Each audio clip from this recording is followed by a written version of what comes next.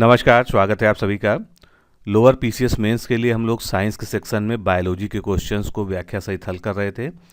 आज ये तीसरा मॉक टेस्ट है, इसमें हम 20 क्वेश्चंस को पूरी व्याख्या के साथ हल करेंगे। तो चलिए शुरू करते हैं।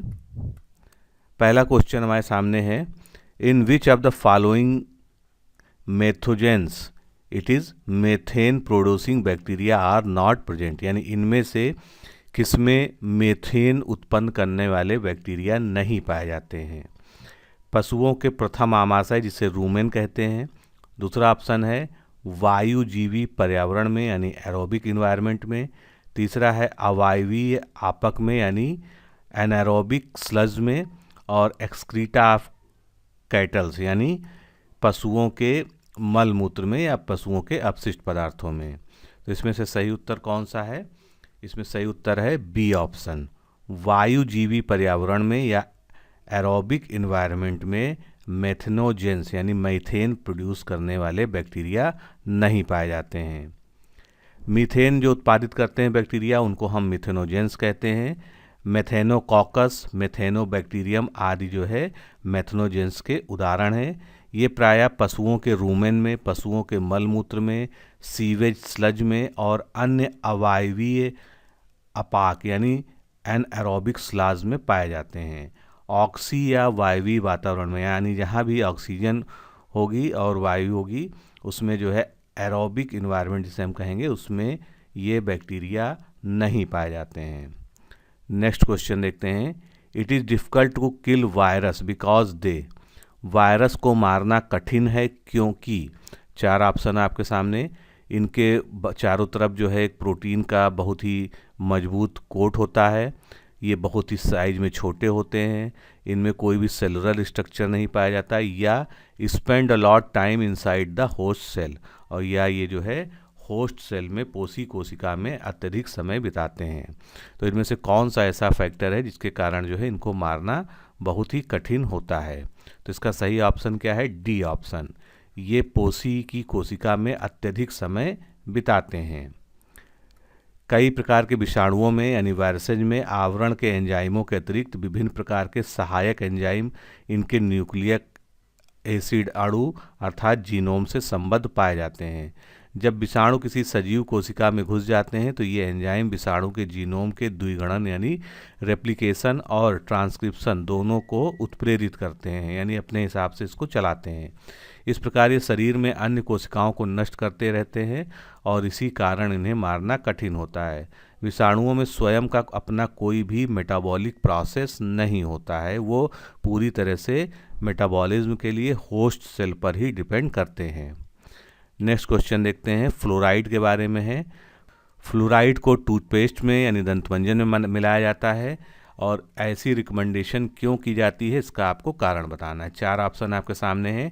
प्लॉक को बनने से रोकता है, ये दांतों के इनेमल को और मजबूत करता है, रोगजनक जीवाणुओं को मारता है और दांतों के दर्द की रोकथाम करता है। तो इसमें से सही उत्तर क्या होगा? ये जो है दांतों के इनेमल को दृढ़ करता है, उनको और मजबूत करता है। बी ऑप्शन यहाँ पर करेक्ट होगा। दांतों पर प्लॉक का बनना एक सामान्य प्रक्रिया है जिसे रोका नहीं जा सकता। यह दंत क्षय या टूथ डिके व मसूड़ों से संबंधित बीमारियों के लिए उत्तरदायी होता है।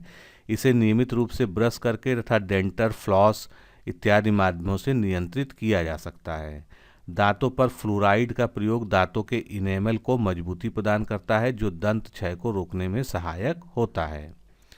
अगला क्वेश्चन देखेंगे हम, softening of mature ripe fruit is due to, जो एक मैच्योर फल होता है वो सॉफ्ट हो जाता है, उसमें मृदुता आ जाती है, वो किस कारण आ जाती है हमको ये बताना है। डिसोल्यूशन ऑफ मिडिल लैमेला, उसमें जो मिडिल लैमेला होती है वो डिसॉल्व हो जाती है इस कारण, या degradation of primary wall, primary wall के डिग्रेडेशन के कारण, या डी लिग्निफिकेशन, उसमें जो है डी लिग्निफिकेशन की प्रोसेस हो जाती है यानी उसकी लिग्निन जो है वो डिसॉल्व हो जाती है। इसके अलावा चौथा ऑप्शन है removal of suberin deposit in the cell wall, cell wall में जो सुबेरेन पाया जाता है उसका रिमूवल हो जाता है उस वजह से। तो चारों ऑप्शंस में से सही कौन सा है? इसमें एक्चुअल में दो ऑप्शन सही हैं, ए और बी। इसमें मिडिल लैमेला भी डिसॉल्व हो जाती है और प्राइमरी वॉल का डिग्रेडेशन भी हो जाता है। तो ए और बी दोनों ही ऑप्शन यहाँ पर सही होंगे। फलों के पकने के दौरान पेक्टेट, लाइजेज व कुछ अन्य हाइड्रोलिटिक एंजाइम के प्रभाव से मिडिल लैमेला का तथा प्राइमरी वॉल का अपक्षय हो जाता है, जिसके कारण फलों में मृदुता आ जाती है या सॉफ्टनिंग हो जाती है। नेक्स्ट क्वेश्चन देखेंगे, which one among the following is the largest monkey, इनमें से सबसे बड़ा बंदर एक कौन सा है। 4 ऑप्शन आपके सामने हैं, स्पाइडर मंकी, बबून, गोरिल्ला या हाउलर मंकी। चारों में से एक सही उत्तर आपको चुनना है। तो इसमें से सबसे बड़ा जो मंकी होता है वो होता है बबून। बी ऑप्शन यहाँ पर करेक्ट होगा। इसकी लंबाई अधिकतम 120 सेंटीमीटर तथा वजन जो है 40 किलोग्राम होता है। हाउलर बंदर की लंबाई अधिकतम 70 सेंटीमीटर, जबकि स्पाइडर बंदर की अधिकतम लंबाई 66 सेंटीमीटर होती है। गोरिल्ला महाकपि परिवार का सबसे बड़ा सदस्य है, इसे बंदरों की श्रेणी में नहीं रखा जाता, यानी ये जो है प्राइमेट्स की श्रेणी में आता है। नेक्स्ट क्वेश्चन देखते हैं, जो कि स्टेटमेंट के फॉर्म में 2 कथन आपको दिए हैं, उस पर आधारित प्रश्नों को आपको हल करना है। आहार में नमक की अत्यधिक मात्रा वृक्कों यानी किडनी के खराब होने का एक कारण हो सकती है। यानी अगर आपके भोजन में सोडियम ज़्यादा है, नमक ज़्यादा है, तो जो है आपके वृक्क जो है या किडनी खराब हो सकते हैं, पहला कथन है। दूसरा कथन है, अधिक नमक से उच्च रक्तदाब यानी हाई बीपी हो सकता है। तो कथन 1 और कथन 2 दोनों पे ही हमको विचार करना है, और दोनों ही कथन जो है बिल्कुल सही हैं। तो हमारा कौन सा ऑप्शन सही होगा? ए, दोनों कथन व्यष्टिता सत्य है। कथन 2 कथन 1 का सही स्पष्टीकरण है। इसकी व्याख्या देख लेते हैं। आहार में नमक की अत्यधिक मात्रा से धमनियां व अन्य रक्तवाहिनियां यानी ब्लड वेसल्स में अतिरिक्त तनाव उत्पन्न होता है, जिसके फलस्वरूप उच्च रक्तदाब या हाई बीपी हो सकता है, और इसका प्रभाव जो है हमारे किडनीज पे भी पड़ता है। अधिक समय तक यदि ऐसी स्थिति बनी रहती है तो किडनी के खराब होने की संभावना बढ़ जाती है। अगला प्रश्न देखते हैं। A plant having yellow leaves यानी एक पौधा है जिसकी पीली पत्तियां और उस पर जो है मृत धब्बे या डेड स्पॉट्स पड़ जाते हैं, तो ये किसकी डिफिशियंसी या कमी के कारण होता है। 4 आपके सामने मिनरल्स दिए हुए हैं, पोटेशियम, मैग्नीशियम, नाइट्रेट और फॉस्फेट। तो इसमें से पत्तियों का पीला पड़ना और पत्तियों पे डेड स्पॉट पड़ना किसकी कमी के कारण होता है, आपको बताना है। तो इसमें सही उत्तर क्या होगा दोस्तों? इसमें दोनों उत्तर जो ए और बी यानी पोटेशियम और मैग्नीशियम दोनों के ही कारण ऐसा होता है। मैकटर्ने के अनुसार मैग्नीशियम तथा पोटेशियम दोनों की कमी से पौधों की पत्तियां का पीला होना तथा उन पर मृत धब्बे यानी डेड स्पॉट जैसे लक्षण दिखाई देते हैं, और इन खनिजों की कमी से डंठल भी जो है वो कैसे हो जाते हैं? पतले हो जाते हैं। चलिए अगला प्रश्न देखते हैं। The genetic material of A bacteria is found in, bacteria का जो अनुवांशिक पदार्थ होता है, जीवाणुओं का जो अनुवांशिक पदार्थ होता है, वो इनमें से किस में पाया जाता है? न्यूक्लियस में, सेल मेम्ब्रेन में, साइटोप्लाज्म में या राइबोसोम में। तो इसका सही उत्तर क्या होगा? जो जेनेटिक मटेरियल बैक्टीरिया का है, क्योंकि बैक्टीरिया क्या है? एक प्रोकैरियोटिक सेल है, तो उसमें जो है वो केंद्रक या केंद्रिका के अंदर ना पाया जाके वो सीधा सीधा साइटोप्लाज्म या कोशिका द्रव्य में ही उसका जेनेटिक मटेरियल बिखरा रहता है। तो ऑप्शन इसका बी सही होगा। जीवाणुओं में प्रोकैरियोटिक टाइप ऑफ सेल पाई जाती है। इनमें केंद्रक झिल्ली तथा कलायुक्त कोशिकांग जैसे माइटोकॉन्ड्रिया, एंडोप्लाज्मिक रेटिकुलम आदि नहीं होते हैं। इनमें केंद्रक भी स्पष्ट रूप से नहीं होता है और अनुवांशिक पदार्थ कोशिका द्रव्य में सीधे तौर पर यानी साइटोप्लाज्म में ही पाया जाता है। अगला प्रश्न देखेंगे। Which among the following is not true fruit, इसमें से एक सत्य फल नहीं है या वास्तविक फल नहीं है जिसको हम ट्रू फ्रूट कहते हैं, वो इसमें से नहीं है। तो ट्रू फ्रूट इसमें से कौन सा नहीं है? सेब। ए ऑप्शन यहाँ पर करेक्ट होगा। ट्रू फ्रूट क्या होते हैं? जब परिपक्व अंडाशय यानी मैच्योर ओवरीज से निषेचन के बाद यानी फर्टिलाइजेशन के बाद फल का विकास होता है, और जिस फल का निर्माण अंडाशय से होता है यानी ओवरी से होता है उसे हम ट्रू फ्रूट कहते हैं, और अंडाशय के अतिरिक्त कहीं से भी अगर फल का विकास होता है तो वो ट्रू फ्रूट नहीं होता है। उन फलों का जिनका निर्माण एवं विकास पुष्प के अन्य भाग जैसे थैलमस हो गया, कैलिक्स हो गया आदि भागों से होता है तो उन्हें हम जो है फाल्स फ्रूट कहते हैं। सेब के फल का निर्माण पुष्पासन से होता है यानी थैलमस से होता है, अतः सेब एक क्या है, एक फाल्स फ्रूट है। Next question, which one among the following is a plant hormone, इसमें से एक पादप हार्मोन या प्लांट हार्मोन कौन सा है, यानी जो ऐसा हार्मोन जो पौधे में पाया जाता हो। तो इसका सही उत्तर क्या होगा, इंसुलिन आप जानते हैं मनुष्यों में होता है, थायरॉक्सिन भी मनुष्यों में होता है, एस्ट्रोजन भी मनुष्य में होता है। जिब्रेलिन जो है ये क्या है, एक प्लांट हार्मोन है, पादप हार्मोन है। जिब्रेलिन एक प्लांट हार्मोन है जो कि ऑक्सिन की उपस्थिति में कोशिका के विवर्धन और कोशिका के विभेदन को प्रोत्साहित करता है, यानी ये सेल डिवीजन को प्रोत्साहित करता है और बीजों एवं कलिकाओं में प्रसुप्त विच्छेदन में सहायता करता है। यह फलों में भी वृद्धि को बढ़ावा देता है। इंसुलिन, थायरॉक्सिन और एस्ट्रोजन जो है ये मैमल्स में पाए जाने वाले हार्मोन हैं। अगला प्रश्न बहुत ही आसान है, सीधा सा प्रश्न है, लेप्रोसी या कुष्ठ रोग इनमें से किसके कारण होता है। चारों ऑप्शन देख लीजिए, वायरस के कारण, बैक्टीरिया के कारण, प्रोटोजोआ के कारण या रिट्रोवायरस के कारण। तो इसका सही उत्तर क्या है, leprosy is caused by bacteria, B option इसका करेक्ट होगा। और बैक्टीरिया का नाम क्या है, माइकोबैक्टीरियम लेप्री नामक जो है बैक्टीरिया होता है जिसके कारण लेप्रोसी होता है। इससे मुख्यतः त्वचा एवं परिधीय तंत्रिकाएं प्रभावित होती हैं। इसे हंसेन रोग के नाम से भी जाना जाता है। अगला प्रश्न देखते हैं, which one of the following cell organelle is absent in animal cell, animal cell में कौन सा सेल ऑर्गेनेल इसमें से नहीं पाया जाता है, कौन सा कोशिकांग जो है जंतु कोशिका में नहीं पाया जाता है या प्राणी कोशिका में नहीं पाया जाता है। तो ये भी बहुत ही आसान है, अगर आप थोड़ा सा जो है इसको देखेंगे, cell membrane, endoplasmic reticulum, mitochondria या सेल वॉल। तो आप जानते हैं सेल वॉल या कोशिका भित्ति जो होती है वो केवल पौधों में पाया जाता है और ये प्लांट सेल की जो है बहुत ही स्पेसिफिक पेक्यूलियर फीचर है ये। तो पादप कोशिका में सेल वॉल पाई जाती है जबकि प्राणी कोशिका में उसकी जगह पे कोशिका भित्ति नहीं पाई जाती है, वहाँ पर सेल मेम्ब्रेन पाया जाता है। कोशिका कला, अंतःप्रद्रवी जालिका जिसको हम एंडोप्लाज्मिक रेटिकुलम कहते हैं और राइबोसोम जिसको हिंदी में सूत्र कणिका कहते हैं, प्राणी तथा पादप दोनों ही कोशिकाओं में पाया जाता है।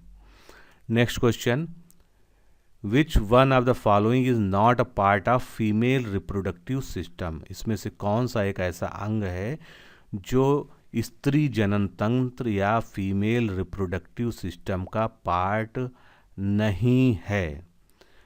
फेलोपियन ट्यूब, सर्विक्स, यूरिथ्रा और वजाइना, इनमें से कौन सा जो है एक फीमेल रिप्रोडक्टिव सिस्टम का पार्ट नहीं है। तो इसमें से सही उत्तर क्या होगा, सी, यूरिथ्रा जो है ये फीमेल जेनाइटल सिस्टम या फीमेल रिप्रोडक्टिव सिस्टम का पार्ट नहीं है। फेलोपियन ट्यूब, गर्भाशय, ग्रीवा, योनि ये स्त्री के प्रजनन तंत्र के भाग हैं। मूत्र मार्ग जो है यूरिथ्रा प्रजनन तंत्र का भाग नहीं होता है। स्त्री के डिंब के संचरण का कार्य फेलोपियन ट्यूब में द्वारा होता है, ये एक जोड़ी होती है यानी वन पेयर होता है। ये अंडाशय को गर्भाशय के साथ जोड़ती है। गर्भाशय मुख या गर्भग्रीवा जिसको सर्विक्स कहते हैं एक छोटा छिद्र होता है जो कि गर्भाशय को योनि से जोड़ता है। योनि खाली नलिका जैसी मांसपेशियों और संयोजी ऊतकों से बनी संरचना होती है जो कि योनि मुख से लेकर गर्भाशय ग्रीवा तक फैली होती है। लैंगिक संभोग के दौरान पुरुष लिंग को योनि ग्रहण करती है जहां पर उसे निषेचन के लिए शुक्राणु प्राप्त होते हैं। योनि के द्वारा ही गर्भाशय से गर्भ प्रसावित होता है। नेक्स्ट क्वेश्चन देखते हैं, चंदन के पेड़ को क्या माना जाता है, चंदन का पेड़ किस प्रकार का पेड़ है। पैरासाइट तो होता है, ये हम लोग सभी लोग जानते हैं, लेकिन जो सैंडलवुड है या चंदन का पेड़ है किस तरह का पैरासाइट है। Total root parasite, total stem parasite, केवल स्टेम पैरासाइट या पार्शियल रूट पैरासाइट। तो इसमें से सही उत्तर क्या होगा, तो दोस्तों इसमें से सही उत्तर होगा पार्शियल रूट पैरासाइट या आंशिक मूल परजीवी। चंदन का पेड़ आंशिक मूल परजीवी पौधा है। इसका वैज्ञानिक नाम सेंटेलम एल्बम है। इस पौधे का 1 वर्ष तक स्वतंत्र रूप से विकास होता है। इसके पश्चात इसकी जड़ें दलबेरगिया, नीलगिरी या अल्बीजिया के पौधों की जड़ से संपर्क बनाकर पोषण करने लगती, इसीलिए जो इसको आंशिक मूल परजीवी कहते हैं। मूल शब्द यहाँ पर इसलिए लगा क्योंकि ये रूट्स के द्वारा जो है पैरासिटिज्म दिखाता है। अगला प्रश्न, which one of the following organs break fat to produce cholesterol? निम्नलिखित में कौन सा एक ऐसा अंग है जो वसा का ब्रेक करके, उसका भंजन करके वसा से कोलेस्ट्रॉल उत्पन्न करता है?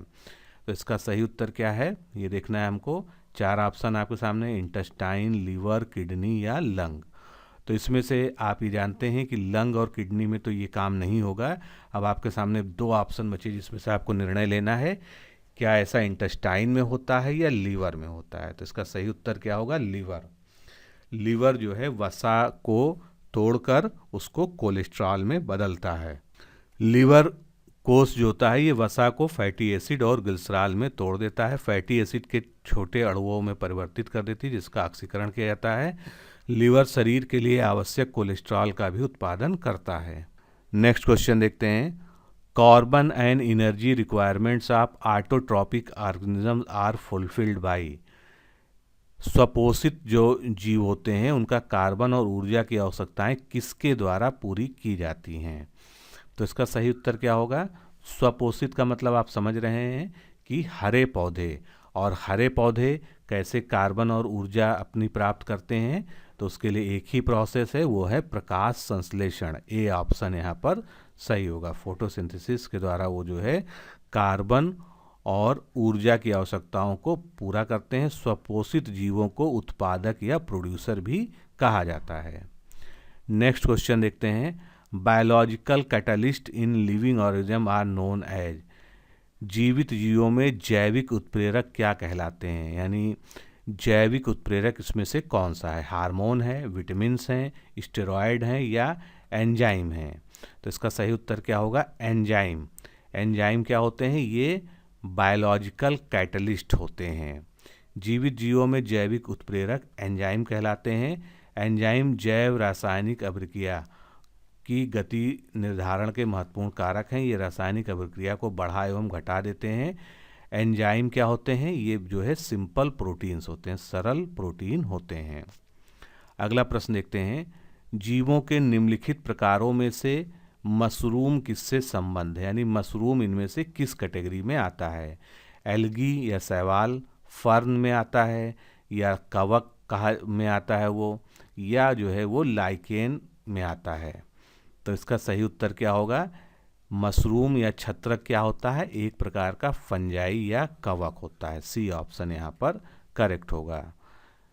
छत्रक या मशरूम एक कवक है। कवक एक प्रकार के पौधे हैं जो अपना भोजन सड़े गले मृत कार्बनिक पदार्थों से प्राप्त करते हैं। इस वर्ग के सदस्य पर्णहरित रहित होते हैं, यानी इनमें क्लोरोफिल नहीं पाया जाता है और इनमें जो वृद्धि होती है वो स्पोर्स के माध्यम से होती है। यानी इनका जो अगली पीढ़ी बनती है, इनमें जो रिप्रोडक्शन होता है उसके लिए स्पोर्स की आवश्यकता होती है। चलिए अगला क्वेश्चन देखते हैं, which one of the following vitamin is synthesize in our skin? हमारी त्वचा की कोशिकाओं में, या सीधे कह लीजिए हमारी त्वचा में कौन सा विटामिन इनमें से संश्लेषित होता है, बनता है? तो इसका सही उत्तर क्या है, बहुत ही आसान प्रश्न है, सिंपल क्वेश्चन है। इसका सही उत्तर है विटामिन डी।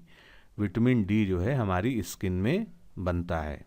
जब सूर्य के प्रकाश में उपस्थित अल्ट्रावायलेट बी स्पेक्ट्रम का प्रकाश हमारी त्वचा के संपर्क में आता है तो त्वचा में उपस्थित 7D हाइड्रोकोलेस्ट्रॉल विटामिन D3 के रूप में परिवर्तित हो जाता है। इसे ही त्वचा द्वारा विटामिन डी का संश्लेषण कहते हैं। अगला क्वेश्चन देखते हैं, नवजात शिशु के लिंग का निर्धारण किससे वंशानुगत हुए गुणसूत्र द्वारा किया जा सकता है? यानी the sex of a new born baby is determined by the chromosome of inherited from.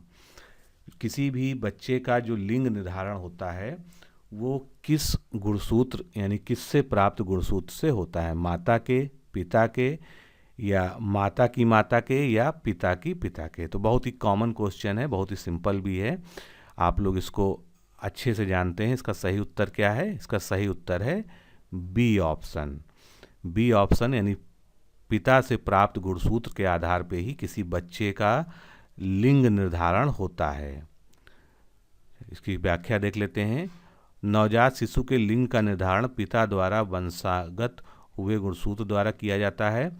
शिशु के लिंग का निर्धारण लिंग गुणसूत्र के द्वारा होता है, जिसको हम सेक्स क्रोमोसोम कहते हैं। और माता में जो होता है वो XX होता है क्रोमोसोम, और पिता में XY होता है। और इनके आपस में जो है जब संयुग्मन होता है उसके पश्चात जो है सेक्स क्रोमोसोम के द्वारा डिटर्मिनेशन होता है। यदि नवजात में XX गुणसूत्र जाता है तो क्या होगा, वो एक बेबी चाइल्ड होगी, गर्ल चाइल्ड होगी। और यदि उसमें XY जाता है तो वो एक बॉय चाइल्ड होगा। तो बच्चे का लिंग का निर्धारण 23वें गुणसूत्र के द्वारा किया जाता है, जिसको हम सेक्स क्रोमोसोम के नाम से जानते हैं। तो दोस्तों आज के सेशन में इतना ही, फिर मिलते हैं अगले सेशन में 20 और प्रश्नों के साथ में। नमस्कार, धन्यवाद। दोस्तों अगर आप लोअर PCS मुख्य परीक्षा 2019 देने जा रहे हैं तो आप हमारे संस्थान के द्वारा डिजाइन किए गए इस क्रैश कोर्स से जुड़ सकते हैं, जो कि आपको टेस्ट सीरीज, वीडियो लेक्चर्स और नोट्स के माध्यम से इस परीक्षा की संपूर्ण पाठ्यक्रम की तैयारी करवाएगा। इस क्रैश कोर्स के 2 मुख्य भाग हैं। पहला टेस्ट सीरीज है। टेस्ट सीरीज में जो है आप 11 फुल टेस्ट जो पूरे सिलेबस पर आधारित है मिलेंगे आपको, और 5 करंट अफेयर्स के अतिरिक्त टेस्ट मिलेंगे। जितने भी टेस्ट आपको मिलेंगे उनकी व्याख्यात्मक हल सहित आपको PDF मिलेगी। ये टेस्ट ऑनलाइन आप हमारे ऐप पर या वेबसाइट पर किसी भी प्रकार से दे सकते हैं। व्याख्यात्मक हल वाली PDF में प्रश्न उत्तर के फॉर्मेट में आपको संपूर्ण नोट्स प्रोवाइड किया जाता है। किस तरह का ये नोट्स है आप देख सकते हैं। तो ये आपके सामने जो है UPSSC lower PCS mains exam के लिए जो हमने टेस्ट सीरीज़ तैयार की है उसका डेमो PDF यानी टेस्ट 1 खुला हुआ है। और आप देख सकते हैं कि इस सेगमेंट में जो भी क्वेश्चन हमने सेलेक्ट किए हैं उसका पहले हमने उत्तर दिया है, उसकी व्याख्या लिखी है, और व्याख्या से संबंधित जो भी महत्वपूर्ण चीज़ें हैं उसको संपूर्णता के साथ जो है नोट्स के फॉर्म में वहाँ पर आपको दे दिया गया। तो मात्र ये टेस्ट सीरीज नहीं है, ये अपने आप में संपूर्ण नोट्स है। आप देख सकते हैं इसी प्रकार जो है सभी प्रश्नों की आपको व्याख्या मिलेगी।